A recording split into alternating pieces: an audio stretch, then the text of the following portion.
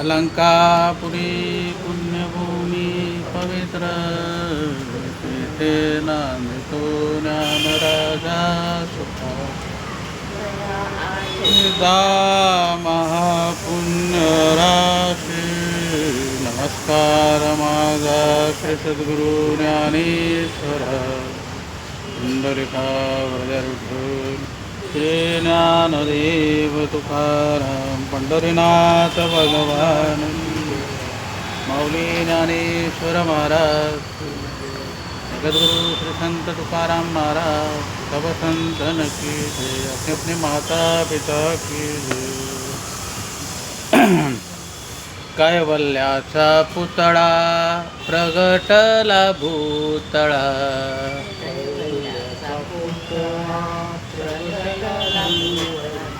चैतन्याचा जिवाळा ज्ञानोबा माझा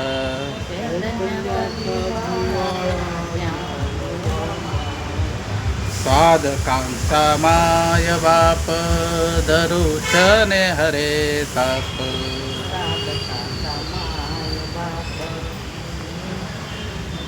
सर्वभूती सुख रूप ज्ञानोबा माझा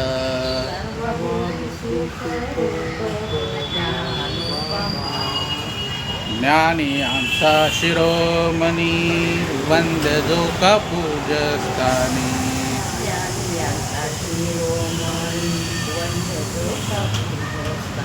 चिंतकांचा चिंतामणी ज्ञानोबा माझा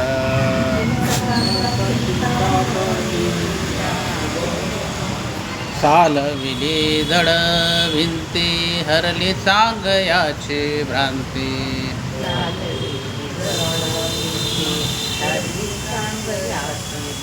मोक्ष मार्गाचा सांगाती ज्ञानोबा माझा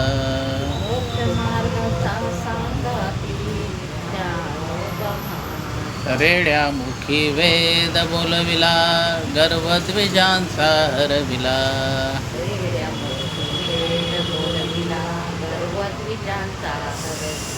शांती रूप प्रगटला ज्ञानोबा माझा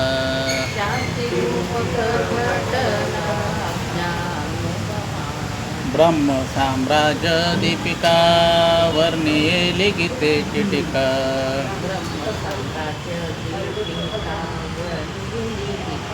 विठोबाचा प्राण सखा ज्ञानोबा माझा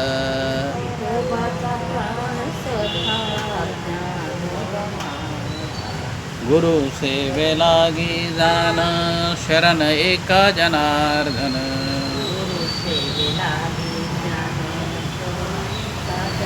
त्रिलोक्याचे जीवन ज्ञानोबा माझा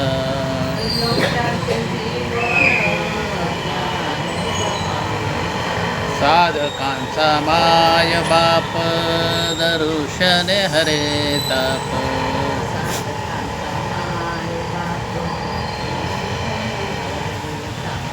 सर्वभूती सुख रूप ज्ञानोबा माझा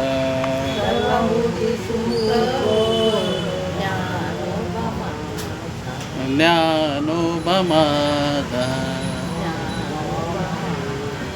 ज्ञानेश्वरी घरोघरी अर्थात ज्ञानेश्वरीची कार्यशाळा या कार्यक्रमात आपलं सर्वांचं स्वागत आहे।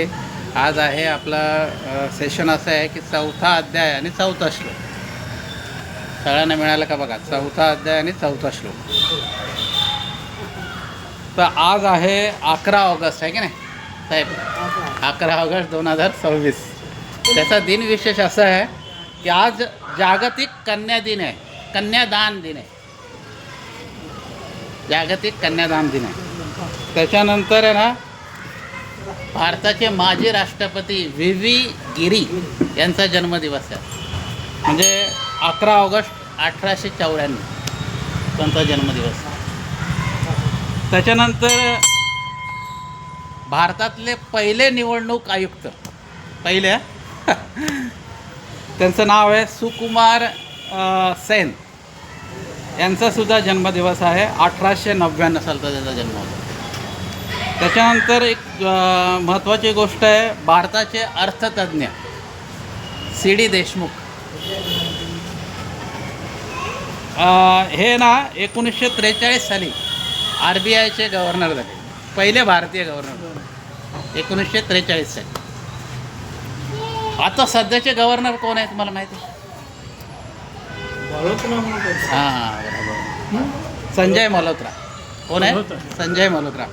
आणि ते 26वे हे आहेत आपले गव्हर्नर आहेत RBI स्थापन झाल्यापासून. आणि त्यांची नियुक्ती 11 डिसेंबर 2024 साली झाली. त्याच्यानंतर आहे ना, दादरा नगर हवेली हा जो प्रदेश आहे तो 1961 साली केंद्रशासित प्रदेश झाला.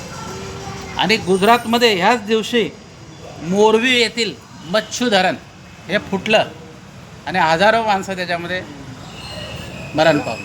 मच्छू धरण म्हणून मोरवी म्हणून भाग आहे. मोरबीचं धरण होतं ते. हां मोरवी धरण. तर असा हा दिनविशेष आहे. आता आपण आपला आज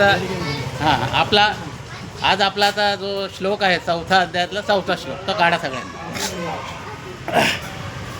अपरम भवतो जन्म परम जन्म विवस्वता कथमेतद्विजानीयान् त्वमादो प्रोक्तवानिति. आता हा श्लोक परत पूर्ण म्हणतो मी, त्यानंतर आपण म्हणायचं आहे. अपरम भवतो जन्म परम जन्म विवस्वता कथमेतद्विजानायन् त्वमादो प्रोक्तवानिति. म्हणा.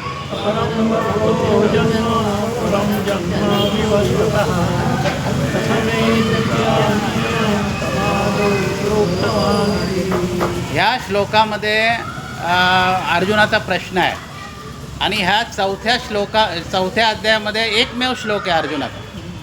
बाकी सर्व श्लोक भगवंताचे. जेव्हा त्याने ऐकलं भगवंताचं की मी हा जो योग आहे तो मी सूर्याला सांगितला, त्याच्यानंतर मध्ये तो लुप्त झाला, कशामुळे लुप्त झाला, त्याच्यानंतर मी तुला आता का सांगतो, हे सगळं ऐकल्यानंतर ज्ञानेश्वरी आहे का, हे सगळं ऐकल्यानंतर अर्जुनाला म्हणजे काही गोष्टी पटल्या नाहीत. बघा, माणसाची शंका असेल तर ती सांगावी, ती दूर करावी. म्हणजे विद्यार्थ्यांच्या मनात केव्हा शंका होईल, जेव्हा त्याचं लक्ष असेल तेव्हा. जो टॉपिक आहे तो चालू आहे आणि विद्यार्थ्याचं लक्षच नाही, त्याला शंका येणारच नाही. बरोबर की नाही? साधं आहे. पण अर्जुन हा कसा आहे, त्याचं अवधान एकाग्रता आहे त्याच्याकडे. आणि मग त्याने 2 शब्द वापरले या श्लोकामध्ये, अपरम आणि परम. तो भगवंताला अपरम म्हणतोय म्हणजे कमी लेखतोय आणि सूर्याला परम म्हणतोय.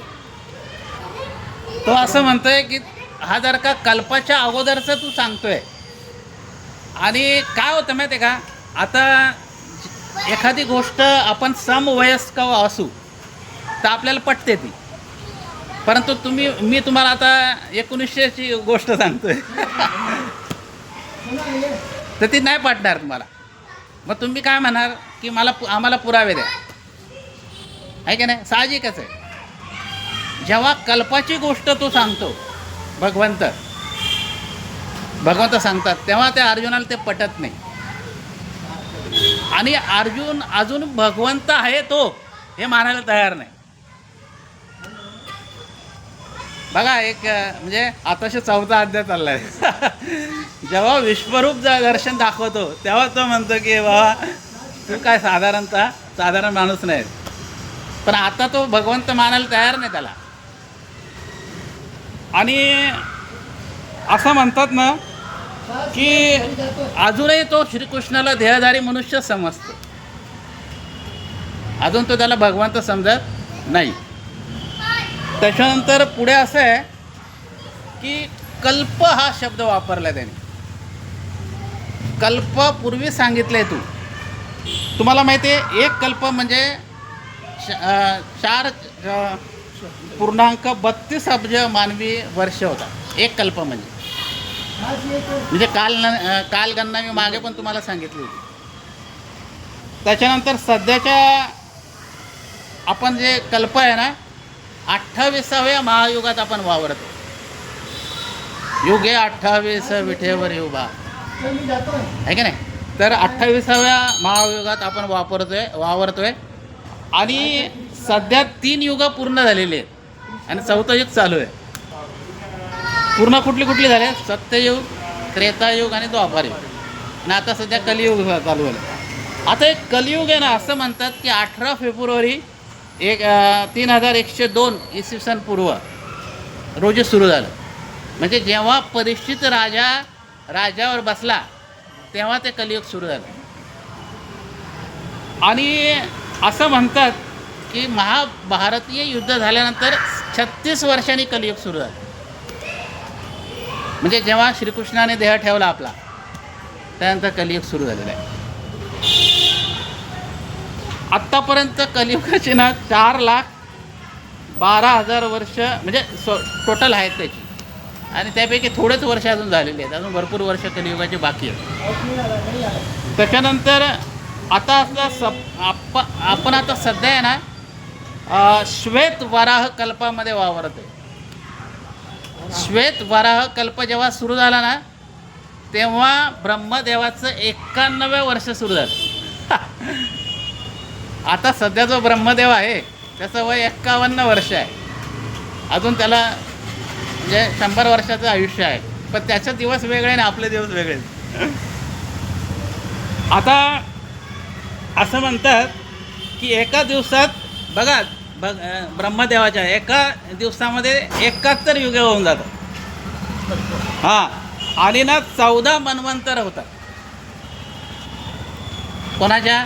ब्रह्मदिवसाच्या एका दिवसामध्ये. अशा आता किती आयुष्य झालं त्याचं? 50 झालेलं आहेत. 51 चालू आहे त्याचं. त्याच्यानंतर ब्रह्मदेवाचे एकूण 100 वर्ष आयुष्य आहे. आता त्याचं अर्ध झालेलं आहे, अर्ध बाकी आहे. तर अशा प्रकारे तो सगळं म्हणजे कल्पाचा विचार करतोय. आणि तू तर आणि तू तर आत्ता तू माझ्याबरोबरच आहेस. मी तू कोणाला बंडल मारतो काय असं तो म्हणतोय. मग एवढं मला आहे ना जरा समजून सांगा तुम्ही, तर मला जरा बरं वाटेल असं तो म्हणतोय. आता हे ज्ञानोबरायांनी ना फार कल्पकतेचा त्याचा विचार केलेला आहे. त्याचं 32वा ओवी आहे बघा, ती काढा. अगोदर ज्ञानोबराय काय करतात माहिती आहे का? भगवंताची त्याच्याकरवी स्तुती करतात. बघा, मला तुम्हाला प्रश्न विचारायचा आहे. मला तुम्हाला प्रश्न विचारायचा आहे. त्यावेळेला मला तुम्हाला स्तुती करावी लागेल. तुम्ही फार मोठे आहात, तुम्ही अमुक आहात, तुमचं असं मला सांगावं लागेल. त्या पद्धतीने आता ज्ञानोबराय अर्जुन कसा स्तुती करतो भगवंताची. आणि बहुतेक सगळं विष्णू सहस्रनाम ज्ञानेश्वरीमध्ये आहे. काय कल्पकता आहे वा. देवाचे 1000 नावं वापरली माऊलीने याच्यामध्ये. आणि किती क्रमांकाचं काय ते पण मी काय ठिकाणी मी नोंद केलेली आहे, तुम्हाला मी सांगेन. आता आपण सुरुवात करू बघा. तव अर्जुन मने श्रीहरी माय आपुलुयेचा स्नेह करे. एत विस्मो काया उदारे कृपानिधी.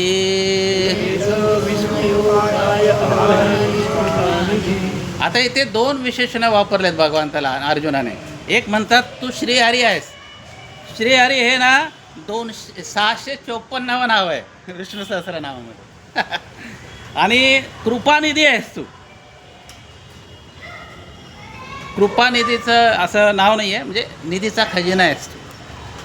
त्याच्यानंतर बघा, आई मुलावरती प्रेम करते, हे काय विशेष आहे का हो?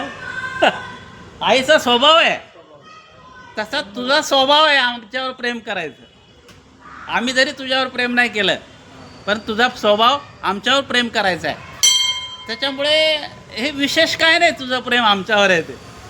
हे जरा चढवत आहे ते भगवंताला तो काय करते, स्तुती करते भगवंताची. आता पुढच्या ओळीमध्ये बघा, म्हणजे एक उदाहरण लगेच देऊन झालं आहे माऊलीचं. तू संसार शांताची साहुली, अनाथ जीवाची माहुली, आमुते कीर प्रसवले तुझीच कृपा. तर तो भगवंताला म्हणतोय की तू संसाराची सावली आहे. खरं आहे की नाही, सावली आहे की नाही. आता बघा इथे आलं, मंदिरात गेलं की आपल्याला जरा बरं वाटतं. असं वाटतं की काहीतरी आपल्याकडे कृपाछत्र आहे, त्याचं लगेच अनुभव येतो आपल्याला. पुढे नंतर माऊली म्हणताय तू अनाथ जीवाचा माऊली आहे, ज्याला कोणी नाही त्याला तू आहे. त्याच्यानंतर आमुते कीर प्रसवली तुझीच कृपा. आम्ही जन्म घेतला हे तुझ्याचमुळे झालंय. तूच आम्हाला जन्म दिला. तुझी कृपा नसती तर आम्ही जन्माला नसतो. बघा, म्हणजे आपण ह्या पृथ्वी तलावर आहोत तर ही कृपा कोणाची आहे? भगवंताची कृपा नसल्यावर काही होणार नाही. पुढे बघा, आता हे पटवण्यासाठी ज्ञानोबा परत आपल्याला एक उदाहरण देतात बघा. देवा पांगुळ एका देवीजे, तरी जन्मोनी जोजारू साहिजे. हे बोलो काय तुझे तुझीच पुढा. अरे देवा, एकदा कधी कधी का होतं माहिती आहे का, पांगळं मुलं जन्माला येते का त्या आईच्या पोटी, ती त्याचा तिरस्कार करते का? त्याला जन्मभर सांभाळते. बघा काय आईची माया आहे. म्हणजे चांगला मुलगा तर सांभाळतेच, त्याला काय विशेष नाही आहे. पण ज्याचं जन्मभर ओझं राहणार आहे, काही वेळेला पोलिओ होतो किंवा काही वेळेला अंध मुलं असतात, त्याचा सांभाळ आई करते. हे तुला काय सांगायची आहे, काय गरज आहे का? आम्ही पांगळे आहोत. सहज मी अंधाळा गा निज निरंकार पंथे. वास्तविक आपल्याला दृष्टी आहे, पण आपण आंधळे आहोत. आपण आंधळे नसतो तर लवकर भगवंताच्या इकडे गेलो असतो. आपल्याला आपला पडदा आहे आपल्याकडे मध्ये, आहे का नाही. मग हे सगळं ज्ञानोबा आहे अर्जुनाच्या मुखातून वधवून घेत आहे. फार मोठी कल्पकता आहे. आणि ते काय सरस्वती पुत्रच आहेत. आणि कल्पनाशक्ती बघा कशी आहे बघण्याची. त्याच्यामुळे ज्ञानेश्वरी हा जो टीका ग्रंथ आहे हा अद्भुत आहे. म्हणजे आपल्याला आपोआप भगवंताप्रती प्रेम तयार होतं. आणि याच्यामध्ये तुम्ही प्रेम करा भगवंतावर, किंवा तुम्ही असं करा. आत्तापर्यंत आपण शिकलो आहे, कधी सांगितलं का त्यांनी? आणि पुढे सांगत नाही आहेत. ते भक्तावरती बळजबरी करत नाहीत. एक ज्ञानोबारायांचं एक विशेष आहे. म्हणजे श्लोकामध्ये श्रीकृष्णाने आपल्याला बळजबरी केलेली आहे. दमदाटी ते तुम्ही ऐका आता आहे मी काय बोलतो ते. परंतु ज्ञानोबारायांची भाषा अशी आहे की त्यांनी ते कधी सांगितलेलं नाही आपल्याला. पुढे बघा, आता पुसेन जे मी काही, तेत निके चित्त देई. तेवेशी देवे कोपावे ना काही बोलाये का.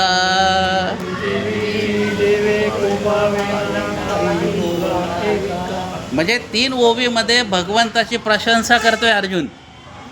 आणि त्याच्यानंतर अर्जुनाची हुशारी बघा. आता मी जास्तच बोललोय देवाला. तर तो असं मागे करतोय, मागे घेतोय.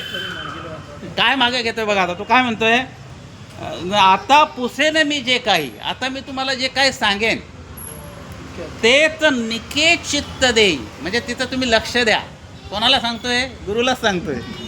कोण सांगतोय? शिष्य सांगतोय. काय लक्ष द्या? देवेची देवे कोपावे ना काही एका बोला. माझ्या बोलण्याचा तुम्ही राग धरू नका. म्हणजे तुम्ही असं म्हणाल की जास्त शहाणा आहे का तू माझ्यापेक्षा. पण मला एक काय आहे, माझा स्वभाव आहे. अर्जुन म्हणतात मला समजल्याशिवाय मी पुढे जात नाही. बघा भगवंत सांगतात म्हणून तो करायला तयार नाही आहे. प्रत्येक गोष्टीत त्याचा प्रश्न आहे. म्हणून तर ही गीता वाढलेली आहे. नाही तर गीता हे दुसऱ्या दर्जात समाप्त झाली असते. पुंडलिका वरदे हरी विठ्ठल श्री ज्ञानदेव तुकाराम पंढरीनाथ भगवान की